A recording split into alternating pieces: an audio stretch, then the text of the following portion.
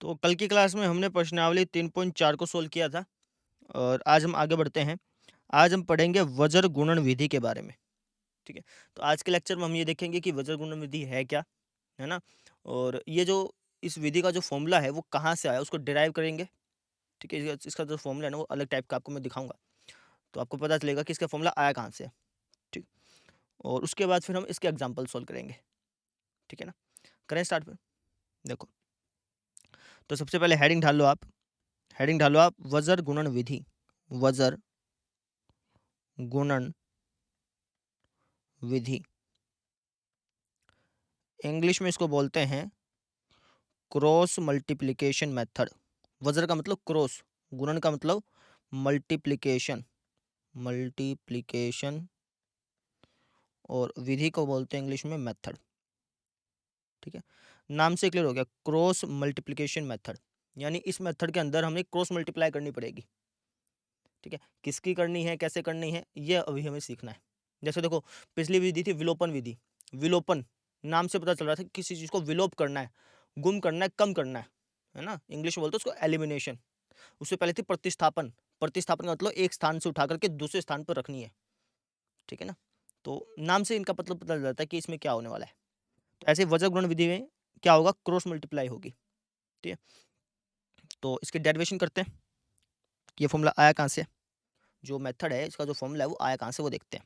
जैसे मान लो कि आपको एक रैखिक समीकरण युग्म मिला है, तो जो रैखिक समीकरण युग्म होता है या फिर आप कह लो जो रैखिक समीकरण होता है उसकी जनरल फॉर्म लिखवाई थी आपको मैंने।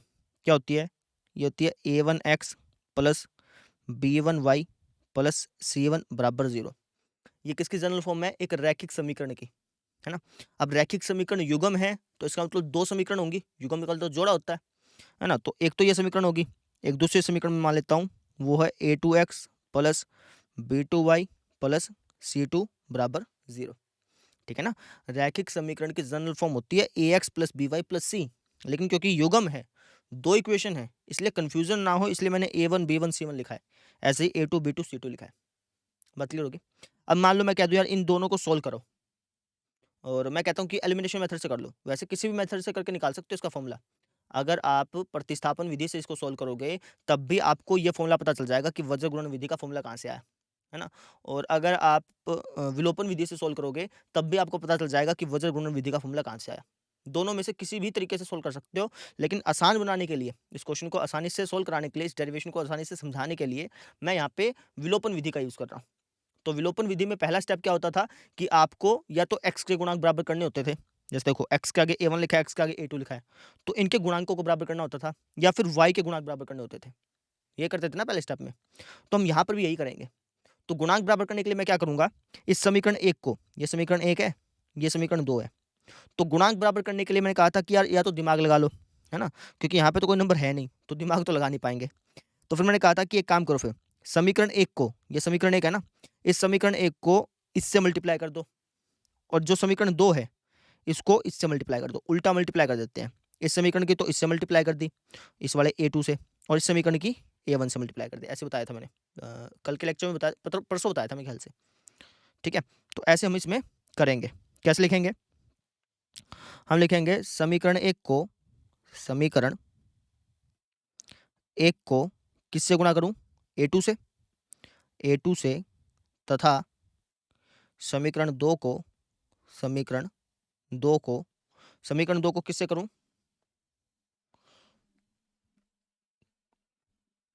समीकरण 2 को कर देंगे हम a1 से, a1 से गुणा करने पर, 2 मिनट रुको यार, हाँ, अब ठीक है, गुणा करने पर, ठीक है? तो समीकरण 1 को तो 2 मिनट मैं सही बैठा नहीं हूँ अभी, ये बहुत सारी तार हो जाती हैं यार। समीकरण 1 को तो a2 से गुणा करनी है ना? और समीकरण 2 को a1 से गुणा करनी है। तो करते हैं समीकरण 1 को a2 से। अगर मैं इस पूरी समीकरण को, ये जो पूरी समीकरण है, इसको अगर मैं a2 से गुणा करूँगा तो क्या आएगा बताओगे? ये आएगा a2 की, अगर मैं इससे गुणा करूँगा तो क्या आएगा? a2 a1 x plus a2 की अगर मैं इससे गुणा करूँ तो क्या आएगा? a2 b1 y, ठीक है? और a2 की अगर मैं c1 से गुणा करूँ तो क्या आएगा? a2 C1 बराबर क्या है 0। ठीक है, अब समीकरण 2 को किससे गुणा करनी है A1 से, तो अगर मैं इसकी A1 से गुणा करूँ तो क्या आएगा A1 A2 x, इसकी अगर A1 से गुणा करूँ तो क्या आएगा, इसकी A1 से करेंगे तो आएगा जी अपना A1 B2 y, इसकी A1 से करूँगा तो क्या आएगा A1 C2 बराबर 0। अब देखो यहाँ पे इसके जो गुणांक बराबर हो गए, यहाँ पर भी A2 A1 है, यहाँ पर भी A1 A2 है, चाहे A2 A1 कह लो A1 A2 कह लो, मल्टीप्लाई कर रहे हो तो बात सेम ही रहती है। तो इनके गुणांक बराबर हो गए। अब क्या करते थे सेकंड स्टेप में, माइनस कर देते थे, निशान चेंज कर देते थे ना पहले, तो निशान चेंज कर दिया। ठीक है, तो ये गया कट, है ना।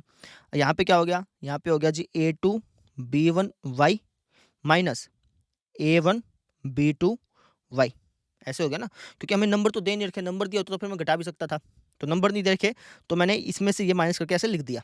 अब ऐसे इसमें से लिख दूंगा, क्या हो जाएगा ये A2 C1 minus A1 C2 बराबर क्या है 0। यहाँ तक बात समझ में आ गई। ठीक है, अच्छा जी आगे देखो, ये थोड़ा सा नोट कर लेना।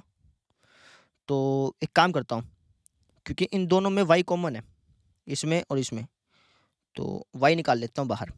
तो अगर मैं y को बाहर निकाल लूँगा तो यहाँ पे क्या हो जाएगा A2 B1 माइनस यहाँ पे क्या हो जाएगा A1 B2, है ना, प्लस इन दोनों में कुछ है क्या, इन दोनों में तो कुछ है नहीं, यानी A2 C1 minus A1 C2 बराबर क्या है 0। अब एक काम करता हूँ, y को अकेला छोड़ दूंगा। ऐसे तो करते थे एलिमिनेशन मेथड जब लगाते थे, इसको विलोपन विधि को एलिमिनेशन मेथड बोलते हैं इंग्लिश में। जब विलोपन विधि लगाते थे तो उसमें से क्या होता था, एक चर खत्म हो जाता था, है ना। तो जैसे यहाँ पे तो x खत्म हो गया, तो सिर्फ हम y की वैल्यू निकाल लेंगे, y की वैल्यू को वापस रख के x की वैल्यू निकाल लेंगे। तो ये हो गया जी अपना y A2 B1 minus A1 B2 बराबर, अब ये जो टर्म देख रहे हो आप, ये वाली जो टर्म देख रहे हो, इसको मैं ले जाता हूँ कौन सी साइड, दूसरी तरफ, इस तरफ ले जाता हूँ इसको मैं पूरी को उठा करके। तो जब ये माइनस A1 C2 वहाँ जाएगा तो प्लस का हो जाएगा एक प्रकार से A1 C2, और ये वहाँ जाके माइनस का हो जाएगा A2 C1।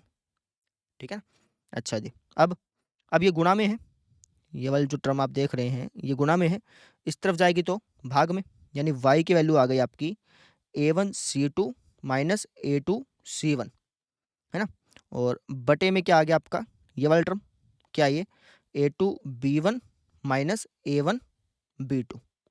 या तो बात समझ में आ गई। तो ये आपकी क्या निकल गई, ये आपकी निकल गई जी y की वैल्यू। ठीक है ना, ये y की वैल्यू निकल गई और यही आपका फॉर्मूला है। अभी मैं फॉर्मूला बनाने सिखाऊंगा, बस अभी थोड़ा सा सुन लो। ये आपकी y की वैल्यू निकल गई। ठीक है जी, अब मुझे x की वैल्यू निकालनी है। अब x की वैल्यू निकालने के दो तरीके हो सकते हैं। एक तो कि ये जो y की वैल्यू आई है इसको आप चाहो तो समीकरण 1 में रख दो, ये इस समीकरण, या तो समीकरण 1 में रख दो या सिर्फ समीकरण 2 में रख दो, वहाँ से x की वैल्यू निकाल लो। लेकिन ये जो मेथड है ना, अगर आप ये y की वैल्यू समीकरण 1 में रख के फिर x की वैल्यू निकालोगे तो इसमें थोड़ा सा मुश्किल आएगी, एलसीएम उलसीएम लेने में दिक्कत आएगी। तो दूसरे तरीके से भी निकाल सकते हैं x की वैल्यू। ये y की वैल्यू आ गई ना, अब x की वैल्यू निकालनी है ना, तो दूसरे तरीके से भी निकाल सकते हैं। कैसे, यहाँ पे हमने क्या किया था कि हमने x के गुणांकों को बराबर किया था। अगर मैं y के गुणांकों को बराबर कर दूं तो y कट जाएगा, x बच जाएगा, वहां से x की वैल्यू निकाल सकते हैं। ठीक है, तो मैं क्या करूंगा, यहाँ से y की वैल्यू निकल गई। अब एक काम करता हूँ, चाहो तो y की वैल्यू रख दो समीकरण 1 या 2 में, ऐसे रख के भी निकाल सकते हो, लेकिन वो थोड़ा मुश्किल है ना, इसलिए मैं वैसे नहीं करा रहा हूँ। अब मैं क्या कर लेता हूँ, वापस इस क्वेश्चन को सोल्व करता हूँ, लेकिन अब की बार मैं y के गुणांकों को बराबर करूंगा, जिससे कि x में वैल्यू आ जाए। समझ आ रही है लॉजिक मेरा। ठीक है, तो वापस लिख देता हूँ इसको, ये इसको ध्यान रखना तुम, ये तो हमारा y की वैल्यू हो गई, इसको फर्स्ट मान लेता हूँ थोड़ा। ठीक है, नहीं तो इसको स्टार दे देते नाम, है ना। तो अब मैं क्या करता हूँ, वापस इक्वेशन लिख देता हूँ। क्या है हमारी A1 एक मिनट, इक्वेशन क्या थी अपनी, A1x प्लस B1y ना, A1x plus B1y plus C1 बराबर 0, और दूसरी थी A2x plus B2y plus C2 बराबर 0, यही थी। ठीक है, तो देखो जी आगे, अब की बार मैं क्या करता हूँ, अब की बार मैं y के गुणांकों को बराबर कर लूंगा। पिछली बार x के गुणांकों को बराबर किया था, अब की बार y के गुणांकों को बराबर कर दूंगा। क्यों, क्योंकि उससे फिर y कट जाएगा, जैसे पिछली बार जब हम कैंसिल कर रहे थे, निशान चेंज कर रहे थे, तो एक्स कट गया था, एक्स खत्म हो गया था। और अब की बार मैं वाई के गुणांकों को बराबर कर दूंगा तो वाई कट जाएगा। वाई कटने के बाद फिर हमारी एक्स की वैल्यू आ जाएगी, जैसे ये आई है ना वाई की वैल्यू, वैसे ही एक्स की वैल्यू आ जाएगी। फिर हम देख लेंगे कि ये फॉर्मूला जो है ना वो उसको याद कैसे रखेंगे, ठीक है ना। तो कैसे करेंगे हम, जैसे यहाँ पे इस पहले समीकरण को मैं बी टू से गुणा कर दूंगा। पिछली बार ए टू से हुई थी, अब की बार बी टू से कर दूंगा। और जो दूसरी समीकरण है इसको बी वन से कर दूंगा, ताकि वाई के गुणांक बराबर हो जाए। लिख देते हैं, कैसे लिखेंगे, एक को समीकरण एक को तो हम कर देंगे किससे मल्टीप्लाई, बी टू से। और समीकरण दो को हम कर देंगे किससे, बी वन से गुणा करने पर, ठीक है। तो समीकरण एक को बी टू से कर देता हूँ, इसको बी टू से गुणा करेंगे तो क्या आएगा, बी टू ए one X plus B two B one Y plus B two सी वन बराबर 0। और इसको गुणा कर दूंगा मैं बी वन से, है ना। तो बी वन ए two X plus B one B two Y plus B one सी टू बराबर 0। या तो बात समझ में आ गई, निशान change, minus minus minus minus, ठीक है। तो यहाँ पर क्या हो जाएगा, ये तो सेम है, बी वन ए टू ए वन सेम नहीं है ना, तो कट नहीं पाएंगे। तो हमें लिखना पड़ेगा क्या, बी टू ए one X minus B one ए टू एक्स, ठीक है। और ये सेम है, बी वन बी वन, हाँ ये सेम है, तो ये कट गया, ठीक है। प्लस में यहाँ पे क्या आ गया, बी टू सी वन माइनस बी वन सी टू बराबर 0। यह तो बात क्लियर होगी, ठीक है। अच्छा, अब इस तरीके से हम क्या करेंगे, अब देखो इन दोनों में, इसमें और इसमें, इन दोनों में एक्स आ रहा है, तो एक्स कॉमन निकाल लेता हूँ यहाँ से। तो यहाँ पे बच गया जी बी टू ए वन माइनस बी वन ए टू, ठीक है। अच्छा जी, इसमें तो कुछ बी वन सी टू तो खत्म हो गया, मैंने कुछ गलत तो नहीं कर दिया। अच्छा अच्छा, ना खत्म नहीं हुआ, क्योंकि यहाँ पे तो बी टू सी वन है ना, यहाँ पे बी वन सी टू है, कटेगा नहीं। मैं सोचा कि यहाँ पे बी टू आ गया ठीक है, तो कुछ नहीं कटेगा, तो एज इट इज़ रहेगा, ठीक है, बराबर 0। अब क्या करता हूँ, ये टर्म है ना, इसको भेज देता हूँ दूसरी तरफ, ठीक है। तो ये हो गया एक्स इंटू बी टू ए वन माइनस बी वन ए टू बराबर, अगर मैं इसको इस तरफ भेज दूंगा तो क्या आ जाएगा, ये माइनस का है ना, उस तरफ जाकर के प्लस का, यानी बी वन सी टू माइनस, ये प्लस का है ना, वहाँ जाके माइनस का हो जाएगा, यानी बी टू सी वन। समझ में आ गई, ये तो प्लस का हो गया और ये माइनस का हो गया। अब देखो ये गुणा में है ना टर्म, इसको नीचे ले आता हूँ, तो एक्स की वैल्यू क्या आ गई, एक्स की वैल्यू आ गई जी अपनी बी वन सी टू माइनस बी टू सी वन अपॉन में बी टू ए वन माइनस बी वन ए टू। बात समझ में आ रही है, ठीक है। तो ये हमारी एक्स की वैल्यू आ गई। देखो अब अभी मैं इसको थोड़ा सा हाईलाइट कर देता हूँ, ये हमारी किसकी वैल्यू आ गई, एक्स की, और ऊपर हमारी वाई की वैल्यू आई थी,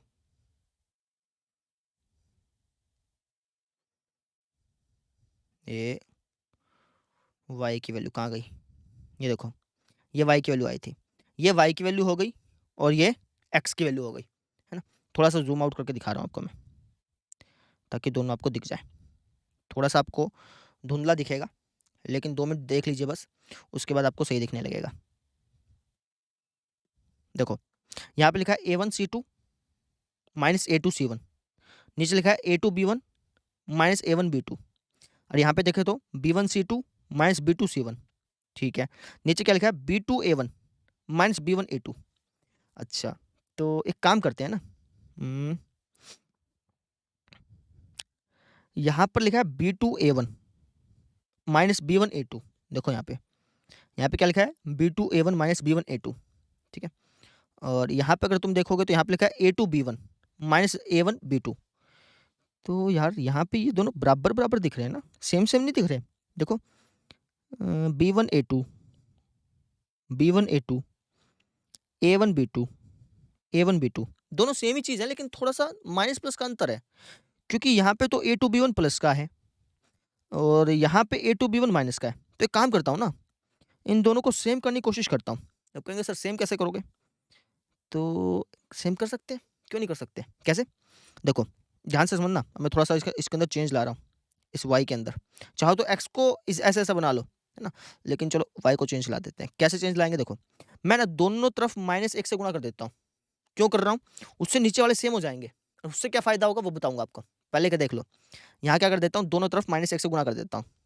1 मिनट, यहाँ पे स्पेस लगा दें थोड़ा-सा। देखो अब, यहाँ लिख देते हैं, दोनों तरफ -1 से गुणा करने पर।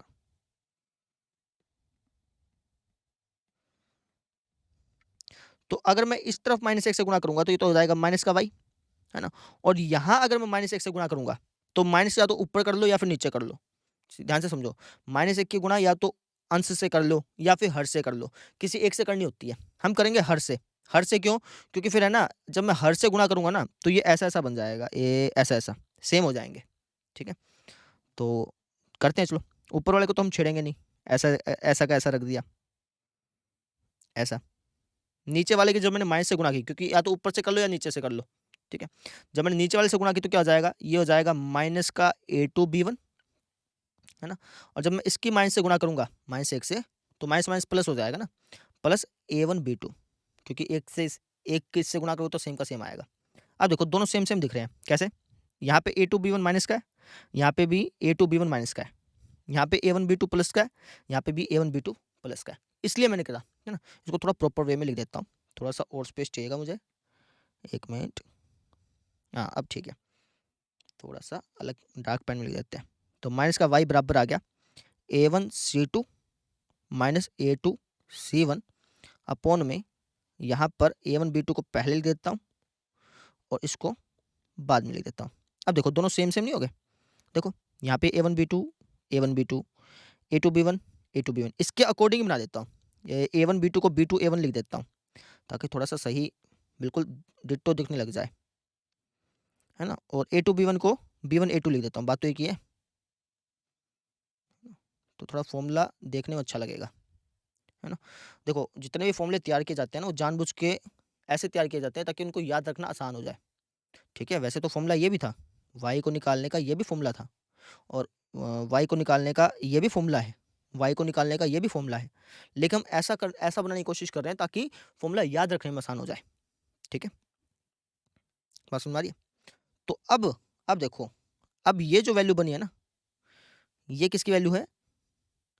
ये हमारे काम की वैल्यू है, ठीक है ना? यहाँ पे रिलेशन बनाएँगे अब हम, कैसे? देखो, तो यहाँ पे देखो माइनस y बराबर आ गया इसके a1c2 minus a2c1 b2c1 b2 a1 minus b1 b2 और x बराबर आ गया इसके। इसको वापस लिख देता हूँ। y तो इसके बराबर आ गया और x इसके बराबर आ गया। अब ध्यान से देखोगे तो इसमें भी नीचे b2 a1 है, b1 a2 है, यहाँ पर भी b2 a1 है, b1 a2 है। तो अगर मैं यहाँ पे एक काम कर दूँ, इसको नीचे ले आऊँ, इसको ले आया मैं नीचे, तो ये हो जाएगा कैसे? माइनस का y बटे में a1c2 माइनस a2c1 बराबर क्या आ जाएगा? 1 बटे में b2 a1 minus b1 a2, ठीक है? ऐसा क्यों कर रहे हैं? ताकि हमें फ़ॉर्मूला याद करने में आसानी हो जाए, ठीक है? बताऊँगा क्यों कर रहे हैं, लेकिन एक बार लिख लो, ठीक है जी। और अगर मैं इसको भी ऐसे ही करूँ, इसको भी अगर ऐसे ही करूँ, यानी इस ऊपर वाले को नीचे ले आऊँ, ठीक है? तो ये हो जाएगा अपना x बटे में b1c2 माइनस b2c1 बराबर हो जाएगा, यहाँ पे क्या हो जाएगा? 1 बटे में b2 a1 minus b1 a2। एक क्यों बच गया? क्योंकि भैया जब तुम इसको नीचे लेके आए, ये जब तुम इसको नीचे लेके आए, तो यहाँ पे 0 नहीं बचेगा, यहाँ पे 1 ही बचेगा। क्योंकि अगर तुम इसकी 1 से गुणा कर दो, लेट्स से तुमने 1 से गुणा कर दी, तो कोई फ़र्क नहीं पड़ा ना, तो इसलिए तुम इसको नीचे लाए तो यहाँ पे 1 आ गया। समझ में आ रही है? ये चीज़ थी, ठीक है? तो यहाँ पे 2 रिलेशन हमने बना लिए। क्या? कि भैया ये जो है ना, ये भी इसके बराबर है, ये जो है वो ये भी इसके बराबर है। ध्यान से समझो। माइनस का y बटे में a1c2 माइनस a2c1 इसके बराबर है। x बटे में b1c2 माइनस b2c1 ये भी इसके बराबर है। दोनों सेम चीज़ है ना? ये दोनों अगर बराबर हैं, तो इसका मतलब ये दोनों भी बराबर होंगे। समझ रहे हो? अगर राइट साइड वाले बराबर हैं, तो इसका मतलब लेफ्ट साइड वाले भी क्या होंगे? बराबर होंगे। तो इसको लिख देता हूँ। यहाँ पे अब हमारा फॉर्मूला तैयार हो गया वज्र गुणन विधि का। क्या कि सर x बटा b1 c2 minus b2 c1 बराबर है किसके? ये इसके बराबर है, ये भी इसके बराबर है, दोनों सेम है ना, तो इसका मतलब ये दोनों बराबर होंगे। ये किसके बराबर हो जाएगा? माइनस का y बटे में a1 c2 minus a2 c1, a1 c2 minus a2 c1 के। और ये दोनों किसके बराबर हैं? ये दोनों बराबर हैं जी इसके। ये भी इसके बराबर था और ये भी इसके बराबर था, ठीक है ना। तो ये दोनों किसके बराबर हैं? ये दोनों बराबर हैं जी 1 बटा b2 a1 minus b1 a2 के। ये कहने का मतलब था मेरा कि भाई ये और ये दोनों के दोनों किसके बराबर हैं? इसके बराबर है। तो ये जो रिलेशन बना ना, ये हमारा फॉर्मूला है, ठीक है। ये वज्र गुणन विधि का क्या है? फॉर्मूला है। वज्र गुणन विधि का फॉर्मूला है। इसकी मदद से आप एक्स और वाई की वैल्यू आसानी से निकाल पाओगे, ठीक है। एक्स और वाई की वैल्यू तो यहाँ से भी निकाल सकते थे भाई। इसके अंदर आप a1 c2 a2 c1 इनकी वैल्यू रख देते, a1 की, a2 की, b1 की, b2 की। इस तरीके से यहाँ पे वैल्यू रख देते, वहाँ से y की वैल्यू मिल जाती है आपको, और यहाँ पे रख देते, वहाँ से x की वैल्यू मिल जाती। लेकिन हमने इसको जानबूझ के ऐसा रिलेशन में चेंज कर दिया ताकि फॉर्मूला याद रखना आसान हो। अब जब आप इस रिलेशन को देखोगे ना, तो फॉर्मूला याद रखना आसान होगा। कैसे? ध्यान से समझना। एक क्वेश्चन से कराता हूँ, एक क्वेश्चन से करेंगे ना, तो अब ज़्यादा समझ में आएगा। अब इसको थोड़ा सा जूम आउट कर लेता हूँ। ये हमने ऐसे फॉर्मूला निकाल लिया, थोड़ा सा बड़ा हो गया होगा भैया, ठीक है ना। ये थोड़ा सा जूम इन करना पड़ेगा मुझे। तो ऐसे हमने क्या निकाल लिया फॉर्मूला? पहले तो y की वैल्यू निकाल ली। अब y की वैल्यू को चाहे तो समीकरण 1 में रख लो या 2 में रख लो, वहाँ से x की वैल्यू निकाल सकते थे। लेकिन हमने वापस से क्वेश्चन में y के गुणांक बराबर कर लिए, जिससे x की वैल्यू आ गई। दोनों के हमने रिलेशन बनाए, एक ये वाला और एक ये वाला, और यहाँ से हमें वज्र गुणन विधि का फॉर्मूला मिल गया, ठीक है। अब मैं क्वेश्चन करा देता हूँ, उसके बाद आपको ज़्यादा अच्छी तरह से समझ में आएगा कि इस फॉर्मूले का मतलब क्या है, ठीक है। तो करें क्वेश्चन। देखो, मुझे खुद ही बनाना पड़ेगा क्वेश्चन, क्योंकि इसके जो एग्जाम्पल दे गए हैं थोड़े से मुश्किल हैं, तो मैं खुद ही बना लेता हूँ क्वेश्चन। तो लेट्स से कि मान लो आपको 2 इक्वेशन दे दी। कौन सी लें? लेट्स से एक दे दिया आपको 4x प्लस 5y माइनस का 7, प्लस का लेता हूँ, प्लस का 7 बराबर 0, और 8x प्लस में 7y प्लस का 6 बराबर 0। ये आपको 2 इक्वेशन दे दी। आपको बोला कि यार इनको वज्र गुणन विधि से सोल्व करो। अब वज्र गुणन विधि क्या बोलती है? वज्र गुणन विधि का ये फॉर्मूला है, x बटा दिस, y बटा दिस, 1 बटा दिस, है ना। तो इस मेथड से आपको सोल्व करना है। कैसे करेंगे? इस फॉर्मूले को याद कैसे रखेंगे? आसान तरीका बता रहा हूँ आपको मैं। तो आप क्या करना, तो आप सिंपल लिख देना वज्र गुणन विधि से, वज्र गुणन विधि से कैसे करेंगे ये फॉर्मूला देखते हैं। आप लिखो x बटे में, आप फॉर्मूला याद नहीं रख अगर आप फॉर्मूला याद रख पाओ तो बहुत अच्छी बात है, नहीं रख पाओ तो कैसे इस फॉर्मूले को एक प्रकार से दिमाग में रटना तो गलत बात हो जाएगी मेमोराइज रखना है, वो देख लो। तो x बटे में, x लिख दिया, फिर बटे का निशान लगा दिया। x बटे में क्या करोगे? अब यहाँ पे लिखा है b1 c2 minus b2 c1। b1 क्या आपका? b1 तो ये हुआ, है ना। तो अगर मैं फॉर्मूले के हिसाब से लिखूँ तो b1 क्या हो गया? 5 इंटू c2 क्या अपना? c2 है जी अपना ये c2 है ना। c2 कितना है? 6, फिर माइनस माइनस b2 कितना है? b2 अपना 7, और c1 कितना है? c1 अपना 7। अगर तुम फॉर्मूले के हिसाब से देखोगे तो फिर ये वैल्यूज आई। अब फॉर्मूला तो याद रहेगा नहीं आपको, तो कैसे आपको इस क्वेश्चन को करना है फिर देख लो। देखो, x लिख दिया यहाँ पे माइनस का y लिख दिया, और यहाँ पे 1 लिख दिया, इतना तो आपको ध्यान रखना पड़ेगा। अब इसके बाद यहाँ पे b1 c2 और b2 c1 कैसे याद रहेगा वो समझते हैं। आपने x लिखा है ना, अब आप ध्यान रखो कि जब यहाँ पे x लिखा है, इसका मतलब आपको x को भूल जाना है। x को क्या कर जाना है? भूल जाना है। लेट्स से मैंने x पे कालित पोत दी, भूल गया भैया x को मैं। अब जो बच गए उनकी क्रॉस मल्टीप्लाई करानी है। जैसे यहाँ पे बच गया 5y प्लस 7, 7y प्लस 6, तो इनके गुणांकों की क्रॉस मल्टीप्लाई करानी है। तभी तो इस मेथड का नाम क्रॉस मल्टीप्लिकेशन मेथड है, ठीक है ना। तो 5 की 6 से गुणा करा लो, 5 का 30, या फिर ऐसे लिख दो 5 गुणा 6, ठीक है। फिर माइनस का निशान लगा लो, इस किस से गुणा करा दी? ऐसे ही 7 की 7 से, सतु सतु 49, या फिर एक बार लिख लो 7 गुणा 7, है ना। और जब मैंने वापस यहाँ पे फॉर्मूले के हिसाब से देखा था b1 c2, b1 की c2 से गुणा और b2 की c1 से गुणा, तब भी ऐसे कराई थी, अब भी ऐसे कराई। लेकिन ये याद रखने का तरीका हो गया। वापस समझो हमने क्या किया, थोड़ा सा इसको मिटा देता हूँ। ये जो फॉर्मूला है ना, इस फॉर्मूले को याद रखने का तरीका बता रहा हूँ मैं। कि इस फॉर्मूले को याद कैसे रखना है। अब B1 C2 B2 C1 ऐसे तो याद रख नहीं पाओगे, तो इसलिए इस फॉर्मूले का तरीका बता रहे हैं। क्या भाई, आपने x माइनस 1 और 1 लिख दिया यहाँ पे। अब यहाँ पे x लिखा है ना आपने x, इसका मतलब ये है कि आप x को भूल जाओ। तो जी आप x को भूल जाते हैं, x वाले को भूल जाते हैं। अब जो बच गया उसकी करा दो क्रॉस मल्टीप्लाई। जैसे यहाँ पे बच गया 5 6, तो 5 की 6 से गुणा कराई, 5 का 30 है ना, या फिर ऐसे लिख दो 5 गुणा 6 है ना। फिर जो ये वाला बच गया सत्तू सत्तू 49, इसकी क्रॉस मल्टीप्लाई करा दो 7 गुणा 7। अब बीच में माइनस का निशान लगा दो। ये फॉर्मूले का ही तरह काम करेगा, ये बता रहा हूँ मैं आपको, ठीक है ना। ठीक है, तो वापस करते हैं एक बार, लास्ट वापस से समझ लेंगे। हमने यहाँ पे लिखा x, यहाँ पे माइनस वाई, यहाँ पे 1। अब x का मतलब क्या है कि x वाले को भूल जाओ, भूल गए। क्या बच गया, ये बच गया, इनकी क्रॉस मल्टीप्लाई करानी है। 5 का 30, अब डायरेक्टली लिख दो, चाहे डायरेक्टली लिख दो, मैं तो समझाने के लिए बताया था ना अभी। सत्तू सत्तू 49 ऐसे लिख दिया। अगर फॉर्मूले के हिसाब से लिखते तब भी यही आता। ऐसे ही माइनस का y, यानी कि अब आपको y को भूलना है। लो जी, अब आप भूल जाते हैं y को, लो जी y को भूल गए, समझ में आ गई, y को भूल गए।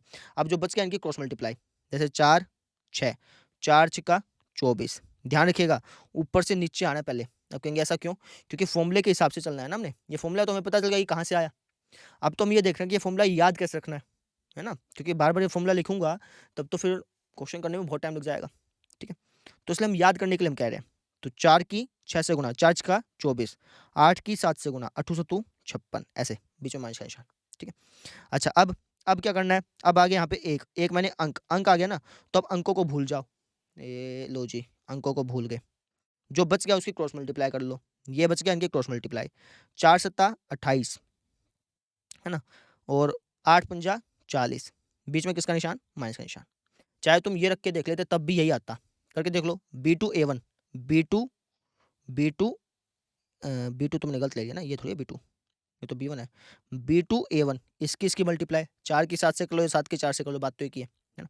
तो 7 चौका 28 माइनस B1 A2, B1 और A2 इसकी मल्टीप्लाई, 8 पंजे 40, 8 पंजे 40, बीच में माइनस का निशान, बीच में। समझो, हम फॉर्मूले के अनुसार ही चल रहे हैं, लेकिन हम फॉर्मूला याद नहीं रख रहे, हम एक टेक्निक याद रख रहे हैं जिससे हमें फॉर्मूला आसानी से याद हो जाए। ये चीज़ थी, ठीक है ना। बात समझा कि अभी तक जो भी समझाया ये इसलिए समझाया था कि ये फॉर्मूला आया कहाँ से है, हम ऐसा कर क्यों रहे हैं, ऐसा क्रॉस मल्टीप्लाई कर क्यों रहे हैं, रीज़न क्या है इसका, इसके पीछे का रीज़न यहाँ से आया था। ये जो फॉर्मूला के मैंने डेरिवेशन का है ना, ये यहाँ से आया था। ठीक है, अब इसको सोल्व कर लो। जो हो गया x बटे में 30 में से 49 गया, तो 40 माइनस का 19 बच गया, माइनस का y बटे में 24 में से 56 गया। अब कई बच्चे बोलते हैं सर 24 में से 56 कैसे बोलो, 56 में से 24 बोलो, है ना। एक तो कमेंट भी लिखेगा कि सर आपको पता ही नहीं 24 में से 56 जा ही नहीं सकता, 56 में से 24 करता है। नहीं भैया, 24 में से 56 जाता है तभी तो माइनस में आंसर आता है। इसको ऐसे नहीं बोल सकते 56 में से 24 या फिर माइनस का निशान, नहीं, इसको ऐसे बोलते हैं 24 माइनस 56, ऐसे ही बोला जाता है। ठीक है, तो 24 में 56 गया, कितना हो जाएगा, 24 34 44 54, माइनस का 32 बचेगा मेरे ख्याल से, देखना पड़ेगा। 6 4 2 6 4 गया 2, 5 2 गया 3। ठीक है, अच्छा यहाँ पे 1 बटे में 28 में से 40 गया, माइनस का 12। ठीक है जी, अब ये तीनों बराबर है ना। अब आपको एक्स और वाई की वैल्यू निकालनी है, तो तीनों बराबर हैं, तो आप किन्हीं भी दोनों को बराबर रख के एक्स की और वाई की वैल्यू निकाल सकते हो। अब अगर तुम इन दोनों को बराबर रखोगे तो यहाँ से एक्स वाई की वैल्यू निकलेगी नहीं, तो एक काम करता हूँ, इसको और इसको बराबर रख देता हूँ, तो यहाँ से एक्स की वैल्यू निकल जाएगी, है ना। तो एक्स बटा माइनस का 19 बराबर 1 बटा माइनस का 12, माइनस 19 ऊपर चल गया, एक्स की वैल्यू आ गई माइनस का 19 बटे में माइनस का 12, यानी एक्स की वैल्यू कितनी आ गई, 19 बटा 12 आ गई। ये आ गई जी आपकी एक्स की वैल्यू, समझ में आ गई मेरी बात, ठीक है। अच्छा, अब तुम इन दोनों को बराबर रख दो, ठीक है ना। यहाँ पे लिख देता हूँ, माइनस का वाई बटे में माइनस का 32 बराबर आ गया 1 बटे में माइनस का 12।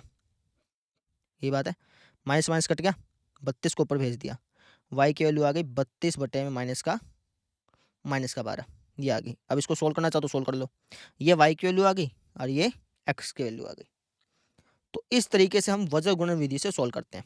हो सकता है आपको थोड़ा बहुत समझ में आया हो और थोड़ा बहुत ना भी समझ में आया, कोई दिक्कत नहीं है, 1 2 क्वेश्चन और कराऊंगा, ज़्यादा अच्छी तरह से समझ में आ जाएगा, ठीक है ना। अभी तक तो हमने क्या क्या किया वापस बता देता हूँ। अभी तक हमने ये देखा कि वज्र गुणन विधि का फॉर्मूला आया कहाँ से। ये जो फॉर्मूला है ना कि भाई क्रॉस मल्टीप्लाई करते हैं ऐसे, ये हो क्यों करते हैं, रीज़न क्या है, ये समझा अभी तक हमने, ठीक है ना। अच्छा अब देखो एक्स की वैल्यू जो है, जो एक्स की वैल्यू हमने एस निकाली, एक्स की वैल्यू आप डायरेक्टली इस फॉर्मूले से भी निकाल सकते थे। कहाँ गया अपना? इस फॉर्मूले से भी एक्स की वैल्यू निकाल सकते थे डायरेक्टली, ठीक है?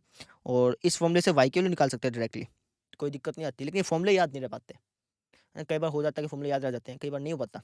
तो इसलिए हमने जो ये क्रॉस मल्टीप्लाई करी है ना, ये वाला जो फॉर्मूला बनाया है, ये इसलिए बनाया ताकि फॉर्मूला याद रह जाए। आप कहेंगे सर ये तो फॉर्मूला बड़ा दिख रहा है। ये देखने में बड़ा है लेकिन याद करने में आसान है ना, कि आपको क्या करना है, जब आप एक्स लिखो यहाँ पे तो एक्स वाले को भूल जाना है, इसके क्रॉस मल्टीप्लाई।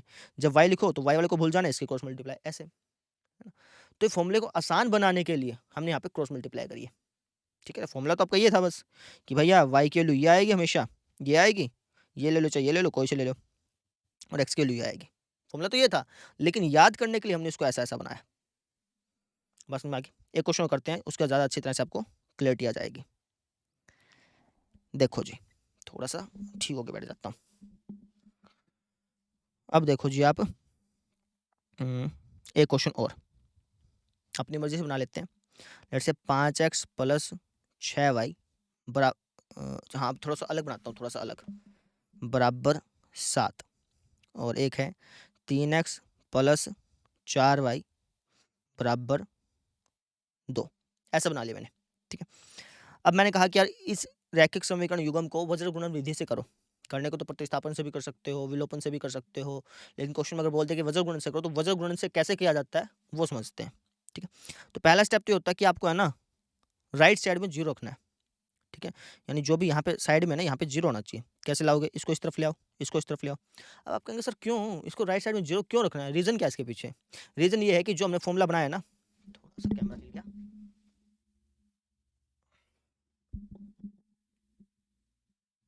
ठीक है? जो हमने फॉर्मूला बनाया है,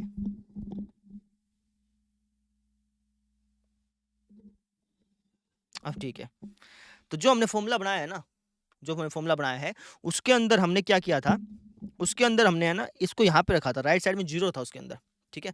अगर मैं फॉर्मूला बनाता राइट साइड में कोई नंबर लेकर के, मतलब राइट साइड में जीरो नहीं लेकर के फॉर्मूला बनाता ना, तब कोई जरूरत नहीं थी। लेकिन जो हमने फॉर्मूला बनाया उसके अंदर राइट साइड में जीरो था, इसलिए हम इसको जीरो इस तरफ लेके आ रहे हैं, नहीं तो हमारा फॉर्मूला काम नहीं करेगा ना। तो ये हो जाएगा जो हमारा 5x प्लस 6y माइनस का 7 बराबर 0। ये हो जाएगा जी हमारा 3x प्लस 4y माइनस का 2 बराबर 0।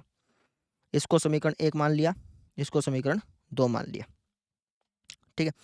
अब वज्र गुणन लगा रहे हैं, तो वज्र गुणन विधि द्वारा लिख देते हैं, वज्र गुणन विधि द्वारा कैसे करेंगे?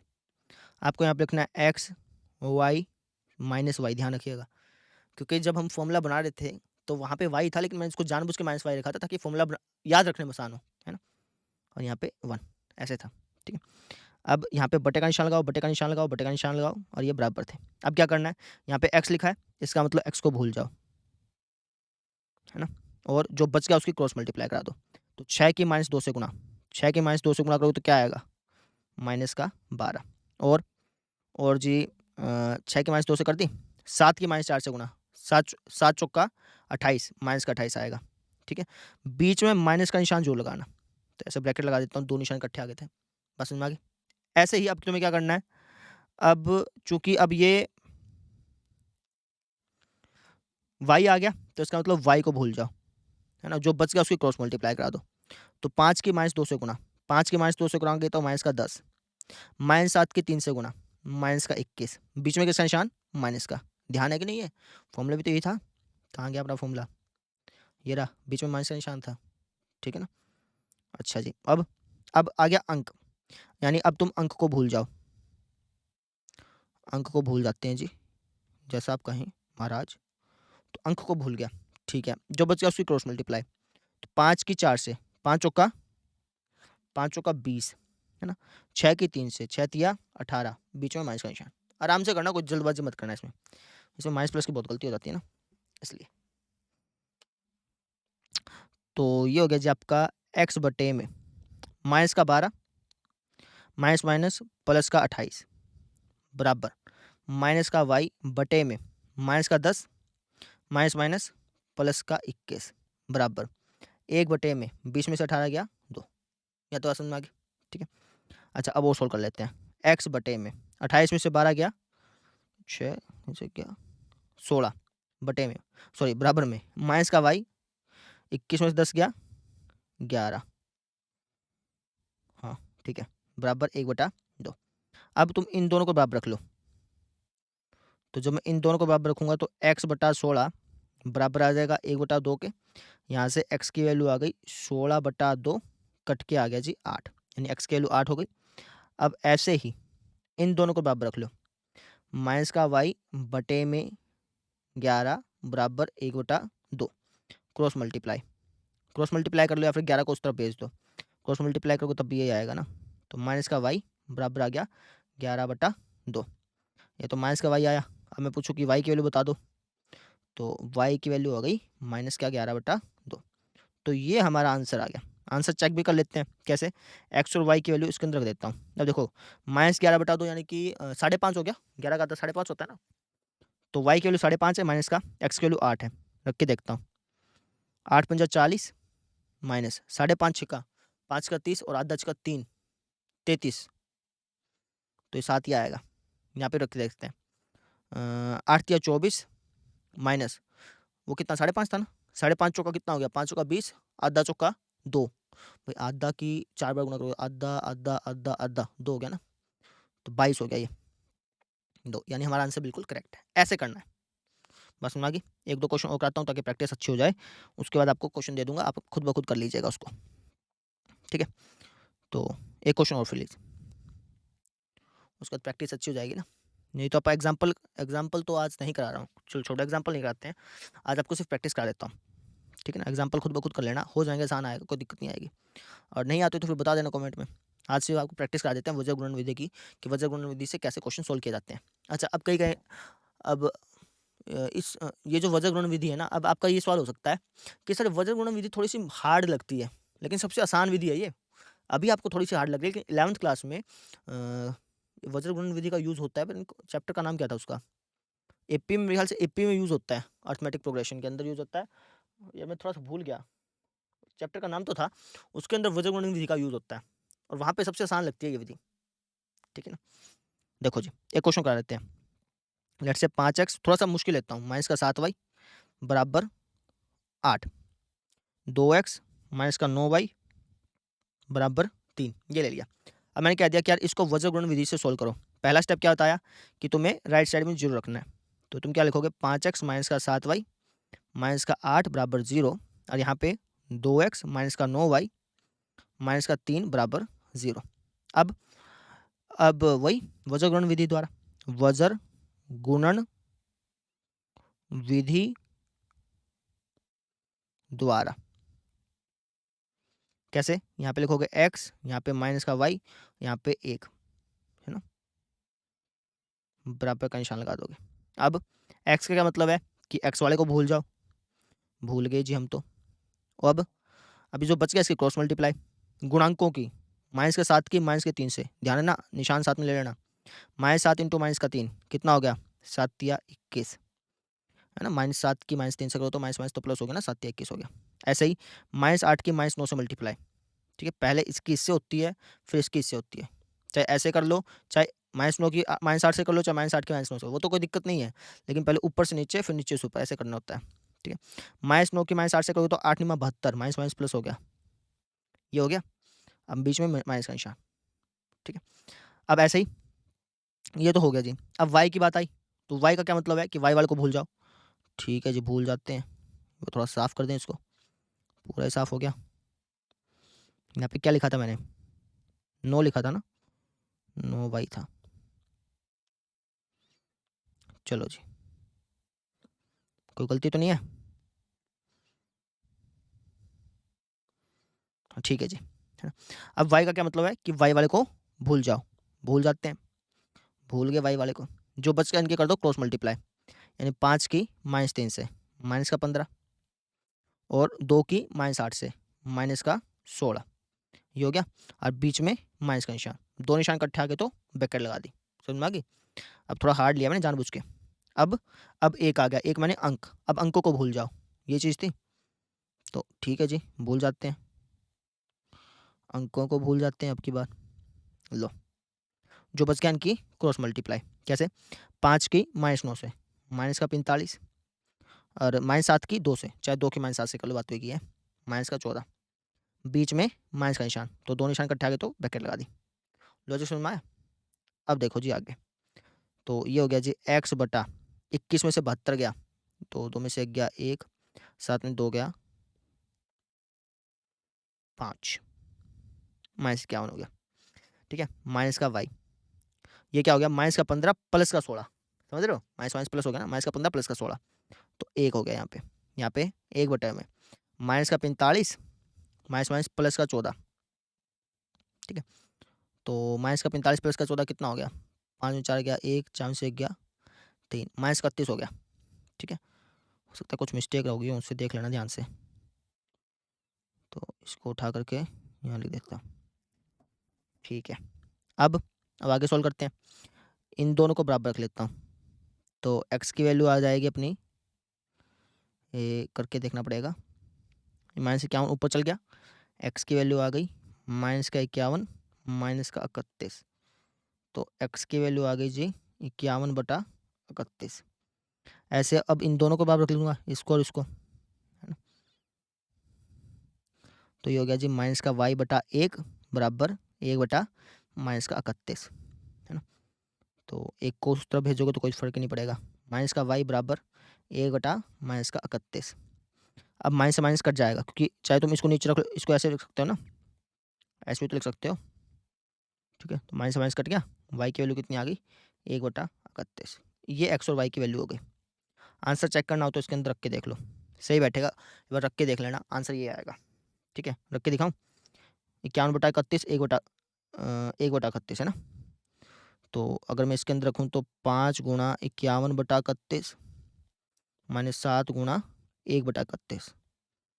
ठीक है, आंसर गलत तो नहीं आएगा अपना, देखते हैं, चलो कुछ गलती कर दी होगी, तो 51 पंजा 5 एकम 5 पचो पचो 25 बटे में 31 माइनस 7 बटा 31, तो एलसीएम 31 आ गया, 255 से 7 गया 248 हो गया मेरे ख्याल से। ठीक है, कट के 8 ही आएगा। ठीक है जी, आंसर बिल्कुल करेक्ट है अपना। तो ऐसे करना है अपने क्वेश्चन, बस में आगे क्या। ठीक है, 2 मिनट को एक क्वेश्चन और प्रैक्टिस करके जाना, उसके बाद फिर मैं आपको काम बता दूंगा कि यार घर से कौन से क्वेश्चन प्रैक्टिस करने हैं। एक क्वेश्चन इन्होंने खून पी लिया, थोड़ा सा आगे होना पड़ेगा। हाँ, 2 मिनट रुको, एक क्वेश्चन और करा दें आपको, फिर आप बैठ के अपने आप कर लेना।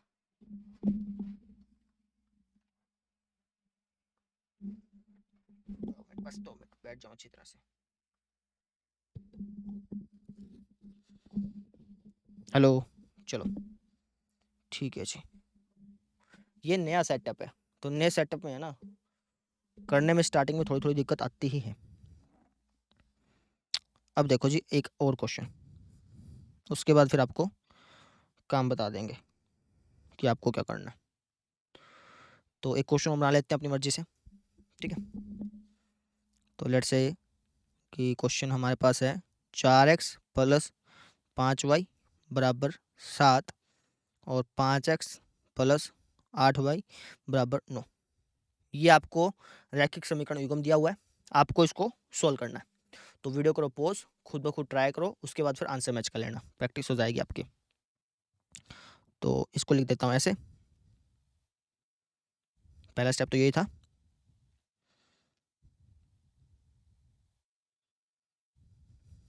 है ना, इसके बाद जी ये हो गया।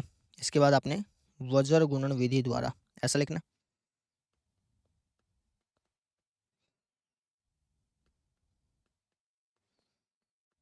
ठीक है, तो यहाँ पे लिखना अपने x बटा बराबर माइनस वाई बटा बराबर 1 बटा, अब x का क्या मतलब है कि x वाले को भूल जाओ, भूल गए जी, जो बच गया उसकी क्रॉस मल्टीप्लाई, 5 की -9 से माइनस का 45 -7 की -8 से 7 टू 56, लेकिन -7 की -8 से करो तब प्लस का 56, माइनस माइनस प्लस हो गया ना, तो 56 ही रहा, बीच में निशान माइनस का, ऐसे करते हैं। अब ये जो y लिखा है यानी y को भूल जाओ, भूल गए जी, जो बच गया उनके कर दो क्रॉस मल्टीप्लाई, 4 की -9 से माइनस का 36 -7 की 5 से 7 पंजा 45, तो माइनस का 45 होगा ना, माइनस का आती बात से, तो माइनस का 45 हो गया। बीच में किसका निशान लगेगा? माइनस का लगेगा, तो ब्रैकेट लगा देते हैं। ठीक है, अच्छा जी आगे। अब एक लिखा है, एक मैंने अंक, अंक को भूल जाओ, अब भूल गए जी। जो बच गया उसी क्रॉस मल्टीप्लाई, 4 की 8 से, 4 था 32, माइनस 32 हो गया ना, 5 बचो 25, बीच में किसका निशान? माइनस का निशान।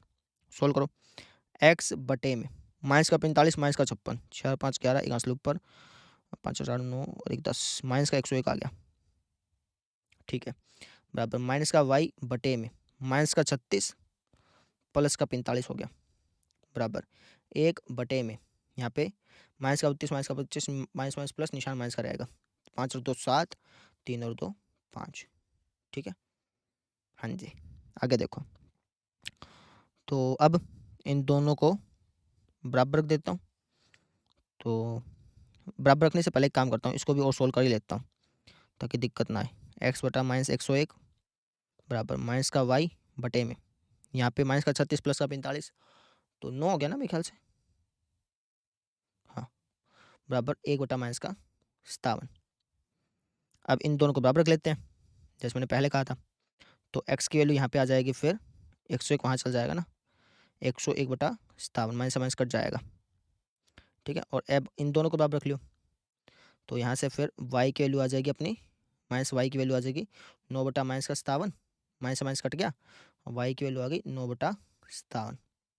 तो ये x और y की वैल्यू होगी। अब आंसर चेक कर लेते हैं कैसे करेंगे, वैल्यू पुट करके कर लेंगे। 4 इंटू एक्स की वैल्यू क्या आई अपनी 101 बटा 57, 101 बटा 57 प्लस में 5 इंटू वाई की वैल्यू कितनी आई 9 बटा 57, 9 बटा 57 बराबर क्या अपना 7। तो 101 की 4 से की तो 404 बटा 57 प्लस में 9 पंजा 45 बटा 57, एलसीएम 57 आया, इनको जोड़ लो, 5 4 9, 40 और 4 44, तो ये 7 पे कटना चाहिए, सतु सतु हाँ 7 पे कटेगा, 5 सत्ता 35 हो गया, सतु सतु 49 हो गया, 35 और 49 को जोड़ोगे तो 7 पे नहीं कट रहा भैया, कोई मिस्टेक कर दी मैंने। देखने दो 7 पे कट रहा है कि नहीं कट रहा, सतु सतु 49, 4 से ऊपर 7 पंजा 35 4, नहीं भैया 399 आया, यहाँ पे तो 449 आया, कुछ मिस्टेक कर दी मैंने, एक्स और वाई की वैल्यू गलत आई है मेरी, देखने दो कहाँ मिस्टेक है।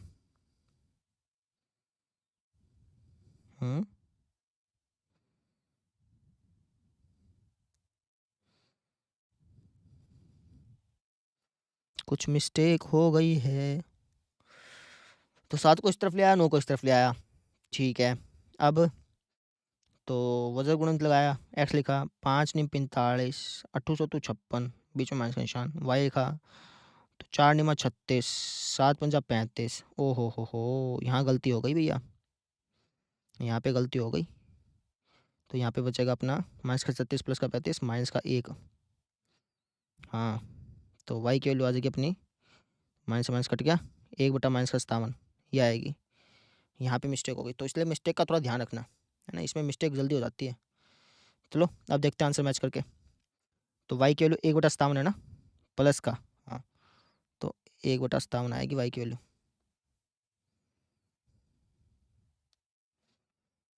ठीक है, तो ये 5 बटा 57 हो गया, तो ये फिर भी नहीं आई, गलत आई फिर भी आंसर, देखने दो। और भी मिस्टेक है, यहाँ पे थे ना पा, तो वाई को भूल गए थे, वाई को भूल गए थे, 4 निमा 36, माइनस का 35, माइनस का निशान लगा दिया, एक रखा, फिर अंक को भूल गए थे, 8 चौका 32, 5 5 25, ठीक है यहाँ तक तो, 5 2 7 3 2 7 57 भी ठीक है, माइनस का 36, माइनस का 1 भी ठीक है, इनको जोड़ेंगे तो 6 और 5,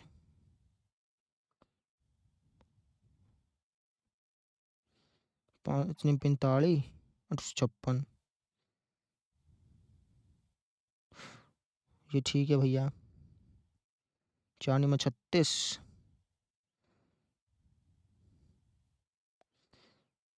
ये भी ठीक है। हुँ।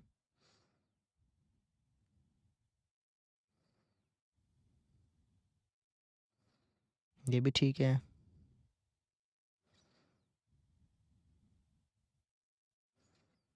हुँ, हुँ, हुँ। तो जब मैं तो 101/57 हो गया। y की वैल्यू हो गई अपना -1/57 होगी ना? ठीक है। तो y की वैल्यू -1/57 है यार। मैं भी सोचूँ कहाँ गलती है? ठीक है, अब आंसर माइनस का 1/57 है ना? देखो, माइनस से माइनस यहाँ पे तो कट गया, ठीक है ना? तो y की वैल्यू कितनी आ गई? 1/57 आ गई, मतलब -1/57 होगी, ठीक है ना? यहाँ पे गलती थी मेरी। अब घटाऊँगा क्योंकि माइनस हो जाएगा ना, यहाँ पे निशान माइनस का आएगा। तो ये 399/57 आ गया। ये अब कट जाएगा बिल्कुल उस पे, साथ पे, यानी हमारा आंसर बिल्कुल करेक्ट है। समझ रहे हो? तो इसके अंदर माइनस प्लस की गलतियाँ आ सकती हैं, ध्यान रखना इस चीज़ का। तो इस तरीके से हमने इसका बेसिक समझ लिया। अब आपने क्या करना है आपको बता देता हूँ। आपने करना है इसका फर्स्ट क्वेश्चन प्यारा सा, ये वाला क्वेश्चन करना है आपने, ठीक है? इसके 4 पार्ट हैं, फर्स्ट, सेकंड, थर्ड और फोर्थ। इन चारों पार्ट को सॉल्व करना है, लेकिन क्वेश्चन पढ़ लेना। क्वेश्चन में क्या लिखा है कि पहले देखो कि किसका अद्वितीय हल है, किसका कोई भी हल नहीं है और किसके अनेक हल हैं। तो आपको पहले बता रखा ना कि अगर a1/a2 इसके बराबर नहीं आया, b1/b2 के तो एक हल होता है, अद्वितीय हल बोल देते हैं जिसको, है ना? और अगर ये तीनों बराबर आ गए तो ये होगा, दोनों बराबर आ गए, तीसरा बराबर नहीं आया तो ये होगा, बताया था ना? पहले वो चेक करके देखना है कि किसका तो एक हल है, किसके अनेक हल है, ऐसे चेक करना है। जिसका एक हल हो ना, अद्वितीय मतलब का मतलब, अद्वितीय हल का मतलब सिर्फ एक ही हल है, उसके अलावा अद्वितीय, उसके अलावा कोई और हल नहीं है, ठीक है ना? उससे दूसरा कोई और हल नहीं है, ये मतलब होता है। तो अगर अद्वितीय हल आ गए तो उसके बाद फिर आपको इसको वज्र गुणन विधि से करना है, इन क्वेश्चंस को, ठीक है? जिसका एक हल आया उसी को करना है बस, ध्यान रखिएगा। तो इस क्वेश्चन कर लीजिए अपने आप, ठीक है? तो बस आज के लिए इतना ही, कल मिलेंगे फिर। Thank you. जो अभी तक लेक्चर लेक्चर देख रहा है वो कमेंट सेक्शन में जरूर बता दें। Thank you so much.